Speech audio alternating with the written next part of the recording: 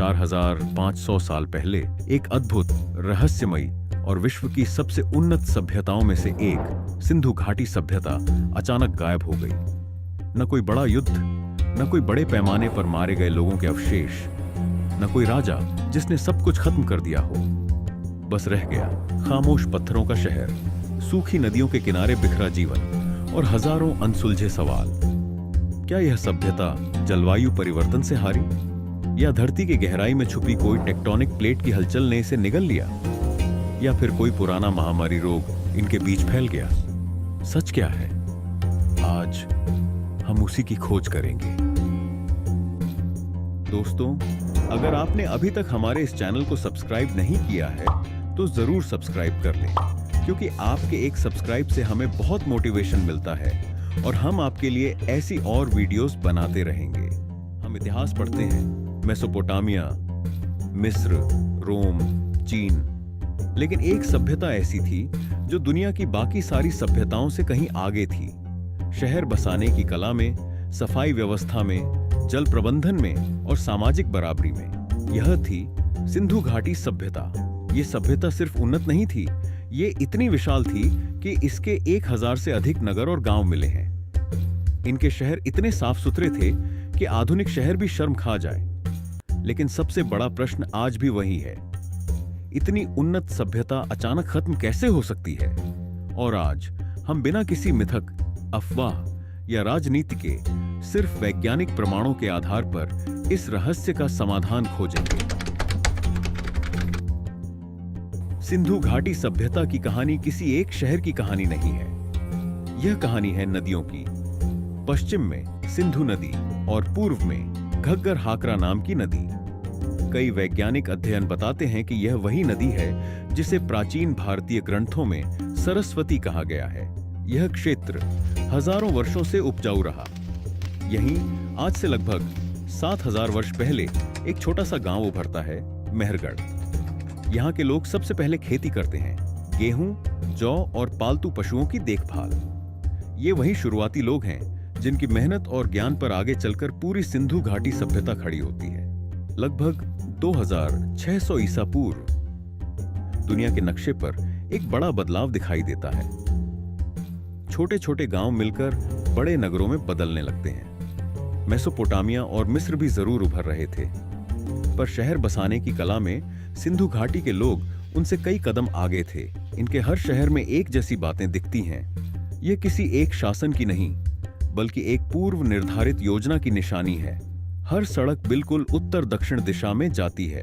हर ईंट एक ही आकार और एक ही अनुपात की, 1, 2 और 4 का अनुपात। हर घर के बगल में सार्वजनिक कुएं, हर मोहल्ले से होकर जाने वाली भूमिगत नालियां, ऊपर रहने की जगह, नीचे साफ सफाई और पानी निकालने की व्यवस्था। ऐसा शहरी डिजाइन सिर्फ हमारी आधुनिक दुनिया में ही दिखता है, पर ये लोग इसे 4500 साल पहले बना रहे थे। दुनिया की हर बड़ी सभ्यता में राजा था। मिस्र में फैरो, मेसोपोटामिया में शक्तिशाली राजा। लेकिन सिंधु घाटी सभ्यता की सबसे दिलचस्प बात यह है, यहां किसी राजा का नाम नहीं मिलता। न कोई विशाल महल, न कोई राजसी समाधि, न कोई ऐसा मंदिर जो किसी शासक की शक्ति बताए। तो शासन चलता कैसे था? कई आर्कियोलॉजिस्ट का मानना है कि यह दुनिया की पहली बड़ी सभ्यता थी जहां सत्ता एक ही व्यक्ति के हाथ में नहीं थी। शायद यह समाज गांवों और नगरों की परिषदों द्वारा संचालित होता था, एक तरह की सामूहिक व्यवस्था जिसमें सब लोग बराबर थे। सिंधु घाटी सभ्यता सितारा व्यापारिक शक्ति थी। ये लोग तांबा, मोती, कपड़ा, कीमती पत्थर, मसाले और अनाज का व्यापार बहुत बड़े पैमाने पर करते थे। इनकी एक सील जिस पर पशु और प्रतीक बने होते हैं, बाहर के देशों में भी मिली है। ये बताती है कि समुद्र के रास्ते आज के ओमान, बहरीन और मेसोपोटामिया तक इनका व्यापार सक्रिय था। लोथल में मिला बंदरगाह इस बात का सबूत है कि समुद्री यात्रा इनके लिए नई नहीं थी। इनके मोती आज भी दुनिया में सबसे बेहतरीन कहे जाते हैं। इनकी तौलने की पद्धति इतनी सटीक थी कि आधुनिक विज्ञान भी उसकी तारीफ करता है। इस समय तक सिंधु घाटी सभ्यता एक पूर्ण महासभ्यता बन चुकी थी। 1000 से अधिक बस्तियां, दुनिया के सबसे बड़े शहरों में गिने जाने वाले नगर, साफ सुथरे रास्ते, उत्तम सीवेज सिस्टम, मानकीकृत ईंटों के घर, ऐसा समाज जहां विषमता, हिंसा या गरीब अमीर के बड़े निशान नहीं मिलते। यह सभ्यता अपने उच्चतम रूप में थी, दुनिया की सबसे शांतिपूर्ण और सबसे उन्नत नगर सभ्यताओं में से एक। लेकिन इसी के बाद धीरे धीरे एक ऐसा बदलाव शुरू होता है जो इस महान सभ्यता को भीतर से तोड़ देता है। नदियां बदलने लगती हैं, मौसम बदलता है, भूगोल करवट लेता है और फिर अचानक सारी सभ्यता मानो इतिहास से गायब हो जाती है। जब हम किसी सभ्यता की बात करते हैं तो सबसे पहले हम पूछते हैं, यहां रहने वाले लोग कौन थे? उनकी भाषा कैसी थी? उनका खान पान कैसा था? वो किसे पूछते थे? उनकी सोच, उनकी जीवन शैली कैसी थी? सिंधु घाटी सभ्यता के लोग इतिहास में सबसे रहस्यमयी माने जाते हैं। हमारे पास इनके विशाल शहर हैं, शानदार सीवेज सिस्टम है, सटीक तौलने की प्रणाली है, लेकिन इनकी आवाज आज तक हम नहीं समझ पाए। इनकी भाषा, इनकी लिपि आज भी एक अनसुलझी पहेली है। लाखों लोगों पर आधारित कई जनजातीय सिद्धांत बनाए गए। कभी कहा गया कि ये लोग पश्चिम से आए, कभी कहा गया कि ये ईरान की पहाड़ियों से उतरे, लेकिन 2019 से लेकर 2022 तक कई शोधों ने एक साफ तस्वीर दी। राखीगढ़ी में मिले महिला कंकाल की जेनेटिक जांच ने बताया ये लोग न तो पश्चिम एशिया से आए थे, न ही किसी घुमंतु जनजाति के डायरेक्ट वंशज थे। वे स्थानीय थे, भारतीय उपमहाद्वीप के मूल निवासी। उनके जीन में दक्षिण एशिया के बहुत पुराने शिकारी संग्रहकर्ता समुदायों की झलक मिलती है और थोड़ी सी जेनेटिक समानता प्राचीन ईरानी खेती समुदायों से भी दिखती है, पर यह मिश्रण भी यहीं दक्षिण एशिया में हुआ था। यानी यह सभ्यता किसी बाहरी द्वारा नहीं बनाई गई थी, इसे यहीं के लोगों ने बनाया और अपने दम पर इस धरती की सबसे उन्नत सभ्यताओं में से एक खड़ी की। आज तक दुनिया की कई रहस्यमयी लिपियां समझ ली गई। मिस्र की हायरोग्लिफ, मेसोपोटामिया की कीलाक्षर लिपि, पर सिंधु घाटी सभ्यता की लिपि आज भी एक रहस्य है। क्यों?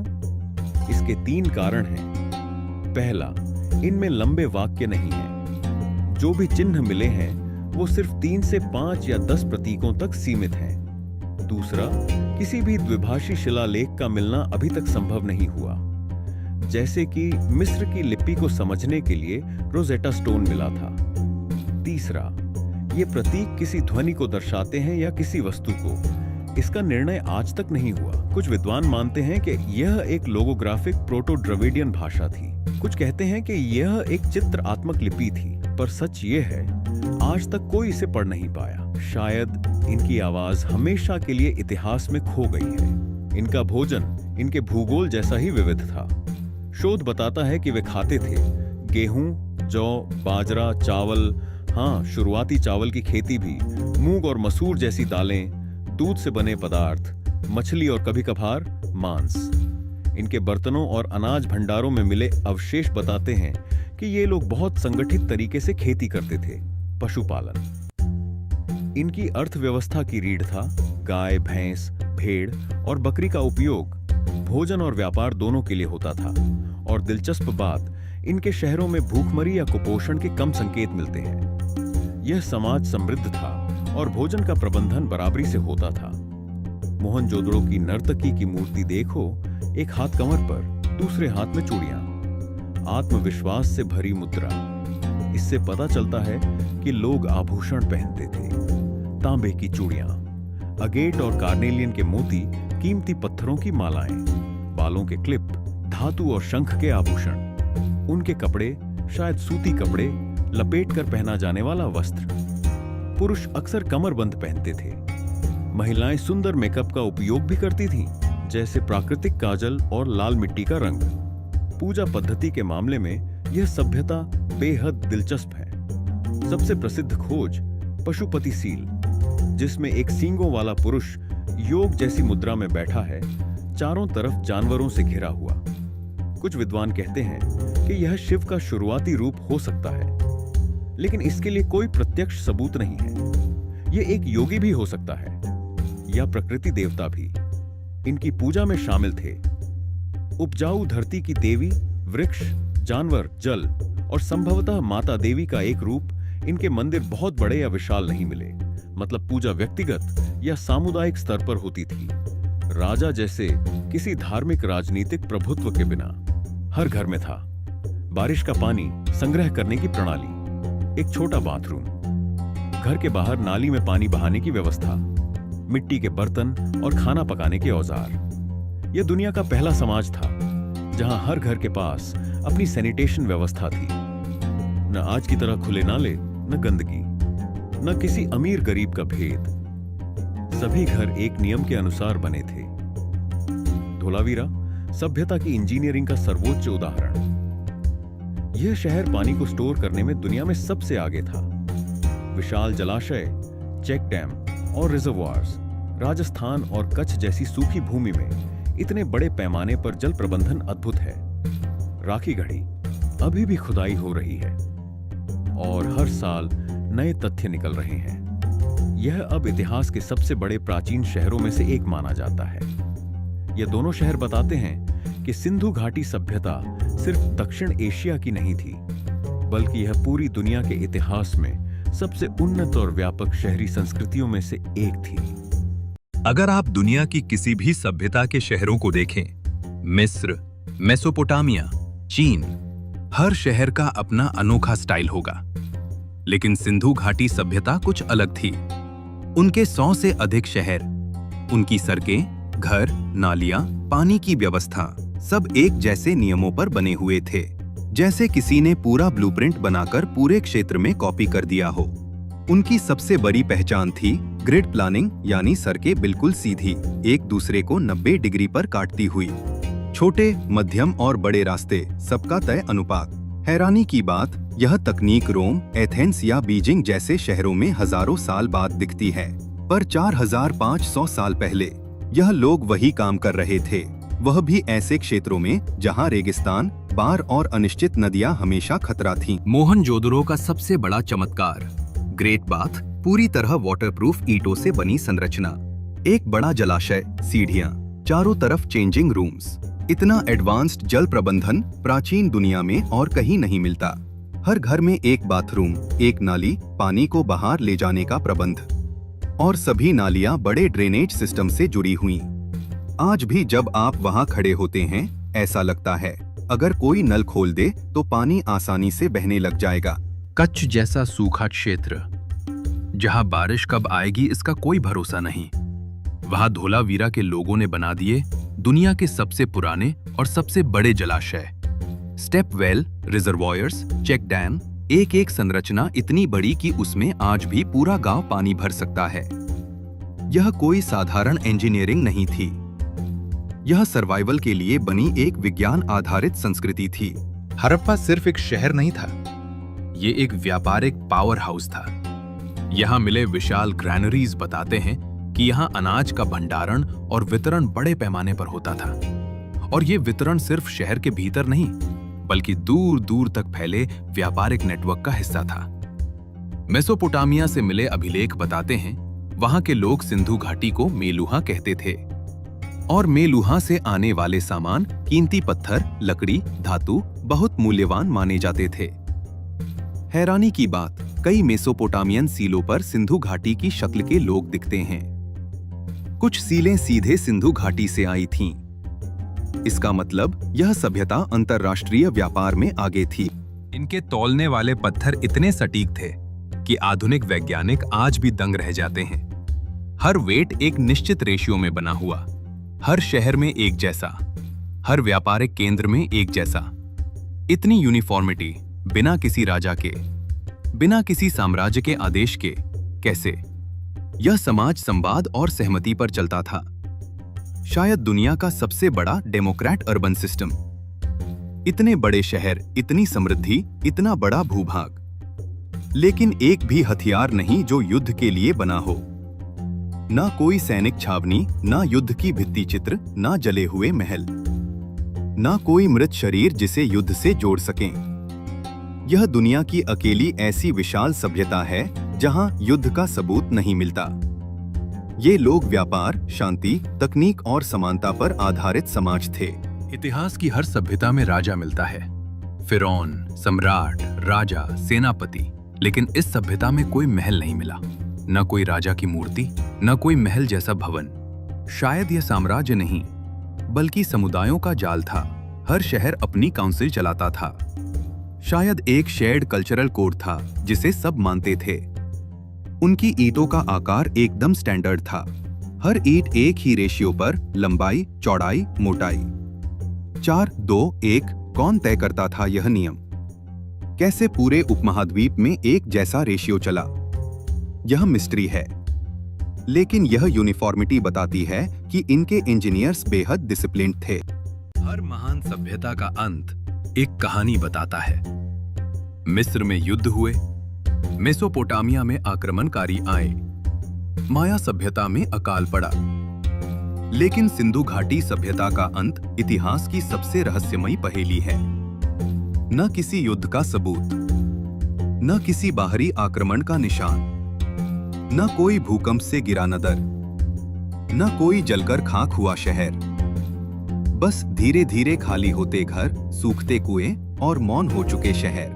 कई वैज्ञानिक कहते हैं कि ये सभ्यता इसलिए नहीं खत्म हुई, बल्कि बिखर गई, क्योंकि जिस नदी के किनारे उनके शहर बसते थे, वह नदी धीरे धीरे मर गई। वैज्ञानिक अध्ययनों से पता चलता है कि सरस्वती जैसी एक विशाल नदी, जो आज घग्गर हकरा नाम से एक सूखी धारा के रूप में मिलती है, कभी बहुत बड़ी और बहती हुई नदी थी। लेकिन लगभग 4000 साल पहले हिमालय में टेक्टोनिक परिवर्तन हुए, नदियों का मार्ग बदला और धीरे धीरे यह नदी कमजोर होती गई। जब नदी गई तो खेत सूखे, फसलें घटी और लोगों को शहर छोड़ने पड़े। आधुनिक जलवायु वैज्ञानिकों ने मिट्टी की परतों में फंसे पोलन और कार्बन को जांच कर पाया। लगभग 2200 ईसा पूर्व के आसपास पूरे दक्षिण एशिया में मानसून कमजोर हुआ। लगातार कई वर्षों तक कम बारिश, नदियों में कम पानी, गर्म और सूखी गर्मियां। इस बदलाव को आज वैज्ञानिक कहते हैं 4 दशक लंबा सूखा। यह सूखा इतना बड़ा था कि खेतों की पैदावार गिर गई, लोगों ने शहर छोड़ दिए और धीरे धीरे सभ्यता टूटकर छोटे छोटे गांवों में बिखर गई। कुछ विद्वान मानते हैं कि सूखा अकेला कारण नहीं था। मोहनजोदड़ो में मिले कुछ कंकाल ऐसे स्थानों पर पाए गए जहां सामान्य परिस्थितियों में शव नहीं छोड़े जाते। कुछ वैज्ञानिकों के अनुसार कहीं किसी बीमारी ने अचानक मृत्यु की लहर ला दी होगी, लेकिन सबूत कम हैं और यह सिद्धांत सबसे कम स्वीकार किया गया है। फिर भी एक संभावना यह बनी रहती है, जब भोजन कम हुआ, पानी कम हुआ, तो रोग तेजी से फैल सकते थे। 20वीं सदी के कई इतिहासकारों ने दावा किया था कि उत्तर से आने वाली जनजातियों ने इन शहरों पर हमला किया, पर आज इसकी पुष्टि नहीं होती, क्योंकि कोई युद्ध स्थल नहीं मिला, कोई हथियार नहीं मिला, कोई किले नहीं टूटे, किसी बड़े दंगे या जनसंहार का सबूत नहीं मिला। अगर कोई बाहरी लोग आए भी तो उन्होंने शहरों पर कब्जा नहीं किया, बल्कि खाली होते शहरों को बस पाया। इसलिए आधुनिक वैज्ञानिक इस सिद्धांत को लगभग छोड़ चुके हैं। यह सभ्यता अचानक खत्म नहीं हुई, यह एक धीमी प्रक्रिया थी। 2600 ईसा पूर्व सभ्यता का सुनहरा दौर, 2200 ईसा पूर्व जलवायु बदलना शुरू, 2000 ईसा पूर्व व्यापार कम हुआ, 1900 ईसा पूर्व बड़े शहर खाली होने लगे, 1500 ईसा पूर्व छोटी छोटी बस्तियां बची, 1300 ईसा पूर्व सभ्यता समाप्त। यानी लगभग 1000 वर्षों में यह सभ्यता टूटकर गांवों में बदल गई। ये प्रश्न सबसे भावनात्मक है। क्या ये लोग अचानक गायब हो गए? उत्तर है नहीं, ये लोग मरे नहीं, बस बदले। नदी के किनारों से हटकर गंगा यमुना क्षेत्र में फैल गए, कृषि और पशुपालन को अपनाया, स्थानीय संस्कृतियों में घुल मिल गए। ताजा आनुवंशिक अध्ययनों से पता चलता है उनके वंशज आज भी भारतीय उपमहाद्वीप की आबादी में मौजूद हैं। हाँ, वह सभ्यता खत्म हुई, पर उसके लोग कभी खत्म नहीं हुए।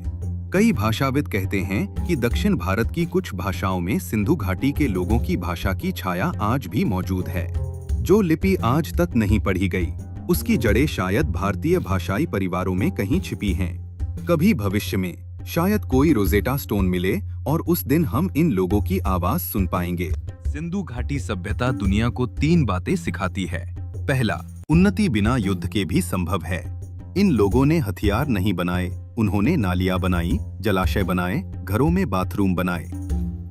दूसरा, प्रकृति के साथ युद्ध में कोई नहीं जीतता। जब नदियां चली गईं, हर शहर खाली हो गया। तीसरा, मानवता का असली मूल्य स्थिरता में है। 4000 साल बाद भी उनकी ईंटें सलामत हैं, उनकी सड़कें सीधी हैं, उनकी ड्रेन सिस्टम दुनिया के लिए आज भी वंडर है। आज मोहनजोदड़ो की गलियों में हवा बहती है, धोलावीरा के रिजर्वायर सूखे खड़े हैं, हड़प्पा की दीवारें चुपचाप समय सह रही हैं।